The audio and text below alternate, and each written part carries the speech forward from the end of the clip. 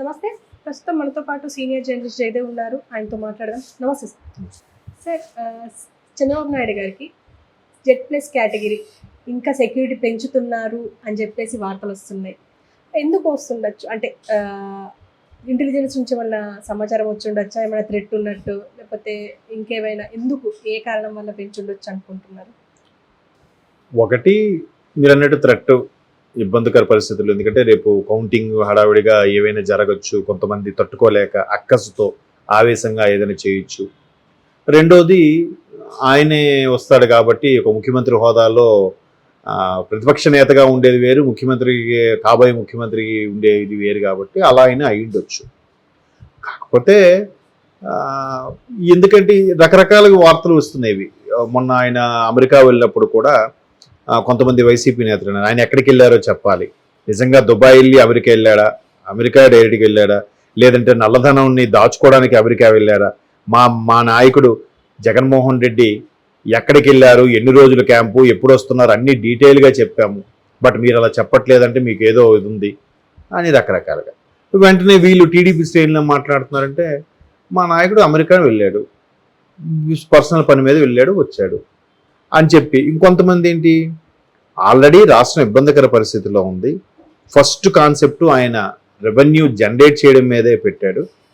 So already రాష్ట్రం అప్పుల్లో కూరుకుపోయిన నేపథ్యంలో కేవలం పథకాలకే పెట్టి అభివృద్ధి కానీ, ఉద్యోగం సంబంధించి కానీ, మరే ఇతర వాటి మీద అంటే వాటర్ ప్రాజెక్ట్స్ కానీ, వ్యవసాయం సంబంధించి కానీ దేని మీద కూడా దృష్టి పెట్టలేదు. కాబట్టి వాటన్నిటికీ అవసరమైన ఫండ్స్ వాటన్నిటికీ అవ్వాలి, లేదంటే ఎన్ఆర్ఐల ద్వారా ఇక్కడ కంపెనీలు పెట్టించడం, వాళ్ళందరినీ ముందుగానే ప్రమాణ స్వీకారానికి ఆహ్వానిస్తూనే మీరు వచ్చి పెట్టుబడి పెట్టాలి అనే ఉద్దేశంలో ఆయన అక్కడికి వెళ్ళి కలిశారని, గ్రౌండ్ వర్క్ ఎప్పటి నుంచే స్టార్ట్ చేసుకున్నారన్నట్టు కూడా టీడీపీ ఏం చెప్తున్నారు. మేబీ అలా కూడా అయినా అయిండొచ్చు. ఎందుకంటే ఆయన్ని అందరూ ఒక విజనరీ, ది గ్రేట్ ఎకనామిస్ట్ అని అంటున్నారు. అంటే ఇక్కడ కూడా చిన్న ఎగ్జాంపుల్ చెప్తున్నారు. అంటే ఇది సందర్భమో కాదో నాకు తెలియదు. ఇంతకుముందు ఒక మన ప్రముఖ నాయకులు చెప్పారు, బీజేపీకి చెందిన నాయకులు ఒక ఆయన, ఏపీకి చెందిన వ్యక్తి. ఆయన అంటే ఇప్పుడు ఏపీ ఎన్నికల కోడ్ అమల్లో వచ్చిన తర్వాత బీజేపీతో పొత్తులో భాగంగా వీళ్ళకి కొన్ని మంచిగా ఫేవర్గా జరిగాయని వైసీపీ వాళ్ళు దుమ్మెత్తిపోస్తున్నారు. దాంట్లో భాగంగానే డీజీపీని మార్చారు, కొంతమంది ఇంటెలిజెన్స్ వాళ్ళు మార్చారు, 4-5 జిల్లాల కలెక్టర్లని, ఎస్పీలని చాలా మందికి మార్చారు. మార్చిన తర్వాత కొంత ఎన్నికలు సజావుగా సాగడానికి, రిగ్గింగ్ అవ్వకుండా ఉండడానికి ఉపయోగపడిందని రకరకాలు. మరి ఎంతమందిని మార్చుతున్నారు, సిఎస్ ఎందుకు మార్చలేదు అనేది ఒక ప్రశ్న చేస్తే ఆయన ఏం చెప్పారంటే, ఆ నాయకుడు, మీకు అదేనండి సిబిఎన్ గారు స్ట్రాటజీ అలాగే ఉంటుంది, ఎంతమంది మార్చినా సిఎస్ గారు మార్చితే ఎట్లాగా, రేపొద్దున ప్రభుత్వం వచ్చిన తర్వాత ఈ సిఎస్ గారి ద్వారానే మ్యాక్సిమం అన్ని శాఖలకు కూడా నిధులు మళ్ళడం గట్రా అయి ఉంటుంది. మేబీ సిఎస్ గారిని మార్చాలని ప్రపోజల్ పెట్టకపోయి ఉంటారు. సిఎస్ గారి మీద కంప్లైంట్ వెళ్ళినా కూడా బలవంతం చేయకపోవడానికి సిబిఎన్ గారి స్ట్రాటజీ బహుశా అది అయ్యుండొచ్చు. ఎందుకంటే ఆ నిధులు మళ్లించడం, ఎక్కడ అవకతవకలు జరిగాయి, ఎక్కడ ఏది ఉంది ఏంటి అన్నీ కూడా సిఎస్ గారి త్రూ జరుగుతాయి, అంతే కదా. సిఎస్ అంటే స్టేట్ అడ్మినిస్ట్రేషన్ అంతా కూడా ఆయన ఆధ్వర్యంలో, ఆయన చేతిలో ఉంటుంది. సో ప్రభుత్వం మారిన తర్వాత సిబిఎన్ గారు సీఎం అయిన తర్వాత అప్పుడు ఆయన ద్వారా ఏంటేంటి జరిగాయి, ఎక్కడెక్కడ అవకతవకలు జరిగాయి, ఎక్కడెక్కడ ఏ నిధులకు సంబంధించి ఏం వెళ్ళింది, ఎదుదారి మళ్ళింది, దేన్ని ఎక్కడ దాచిపెట్టారు, దేన్ని ఎక్కడ ఎట్లా సద్వినియోగపరిచారు, ఇవన్నింటినీ కూడా మళ్ళీ డీటెయిల్స్ లెక్కలు తెలియాలంటే ఈయన ఉండాలండి. బహుశా అందుకు ఈయన మీద సిబిఎన్ గారు ఒత్తిడి తేకపోయి ఉంటారు ఎలక్షన్ కమిషన్కి, ఈయన ఇటువంటి వ్యక్తిని మార్చాలని. మిగతా కొంతమంది మార్చినా ఈయన మార్చపోవడానికి అయ్యుండొచ్చు. ఈయన గ్రేట్ ఎకనామిస్ట్ అండి సిబిఎన్ గారు, చిన్నా చితక వ్యక్తి కాదు ఆయన. సో అట్లాగా ప్రతిదీ కూడా ఇంత వయసులో కూడా యాక్టివ్గా తిరగడం. ఇప్పుడు ప్రతిపక్ష అక్కడ ప్రభుత్వం ముఖ్యమంత్రిగా ఉన్న జగన్మోహన్ రెడ్డి గారు రోజుకి 2-3 సభలు పెడుతుంటే ఈయన కూడా ఈ వయసులో కూడా 2-3 సభలు, ఈయన వయసు అయిపోయిందని కామెంట్స్. బట్ ఈయన ఆ చైతన్య రథం పైకి ఎక్కుతున్నాడుగా, వారాహి రథం పైకి ఎక్కుతున్నాడుగా. మెట్లు ఎక్కలేకపోతే ఇంకెక్కలేదంటే మెల్లిగా ఆ గతంలో ఎవరు కరుణానిధి గారిని ఎట్లాగే ట్రాలీ మీద తీసుకెళ్లేవారు, ఆయన ఎక్కడ కూడా లిఫ్ట్ చేసి పెట్టేవారు. అలా ఏం చేయట్లేదుగా, ఆయన పైన ఆయనే చేసుకుంటున్నాడు. ఆయన హుషారుగా తిరుగుతున్నాడు, 3-4 సభల్లో మాట్లాడుతున్నాడు. మొన్న మంచి ఎండలు, అంత ఎండల్లో కూడా గొంతు చించుకొని మాట్లాడటం, విమర్శించడం ఇవన్నీ చేస్తున్నారుగా. సో ఆయనే వస్తారనే నేపథ్యంలో సెక్యూరిటీ భద్రత పెంచారు అనేది కూడా ఒక వాదం ఉంది. మరోవైపు వైసీపీ వాళ్ళు కూడా ఏమంటున్నారు, జగన్మోహన్ రెడ్డి సీఎం, ఆల్రెడీ వైజాగ్లో ఏర్పాట్లు జరిగిపోతున్నాయి, ఆయన ఎవరో ఒక యాంకర్ ఉంటారు, కొట్టండి చప్పట్లు, వెయ్యండి ఏలలు అని ఏవో రకరకాలుగా. రేపు ఉదయం 10-11 కల్లా ఈ కొట్టండి చప్పట్లు ఏవో తెలిసిపోతాయి, క్లారిటీ ఉంటుంది. మేబీ ఈయన నిజంగా కొట్టడం అవుతుందో లేదంటే చంద్రబాబు కోసం కొట్టడం అవుతుందో క్లారిటీ వస్తుంది.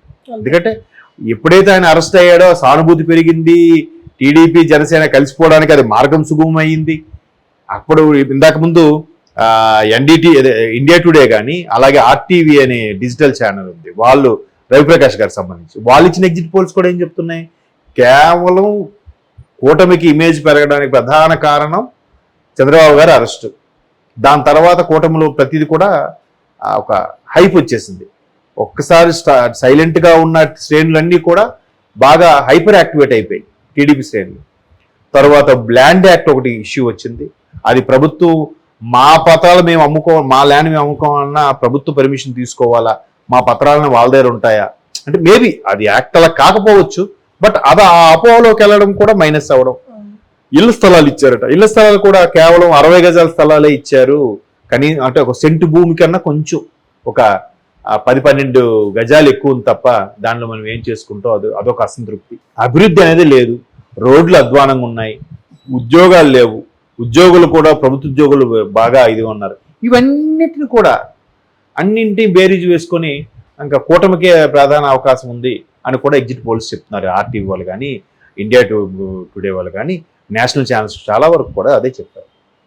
సో అలాంటి సందర్భంలో మరి కూటమి వస్తుంది అనుకున్నప్పుడు ఇంతకుముందు కూడా ఏదో పార్టీ ఆఫీస్ కూడా విజిట్ చేశారండి చంద్రబాబు గారు, వీడియో చూశారు. ఇక జనాలు ఇప్పుడు పార్టీ ఆఫీసులో ప్రతిపక్ష నేతగా ఉన్నప్పుడు అంత జనాలు ఉండేవారు కాదు, ఇప్పుడు వరుసగా జనాలు విపరీతంగా మీద పడిపోతున్నారంట వచ్చి. యూట్యూబ్ ఛానల్స్తో సహా అందరూ కూడా వీడియోలు తీస్తున్నారు. అంటే రేపు మళ్ళీ ఈయనే వస్తారు అన్నట్టుగా కూడా మేబీ వీటన్నిటి దృష్ట్యా భద్రత పెంచుంటారు అని నేను అనుకుంటున్నాను. దాన్ని ఏ శ్రేణులకు సంబంధించిన వాళ్ళు పాజిటివ్గా చెప్పుకుంటారు కదా, అట్లా. ఇంకో వైసీపీ వాళ్ళు కూడా ఇలా అనొచ్చు, ఎలాగ మేము వస్తాం కాబట్టి ఇంకా చంద్రబాబుని బతకనివ్వరా మా కార్యకర్తలు, అందుకే ఆయన భద్రత పెంచాము మేమే అని కూడా చెప్పుకోవచ్చు. ఎవరు వెర్షన్ వాళ్ళది, చూద్దాం ఏదైనా.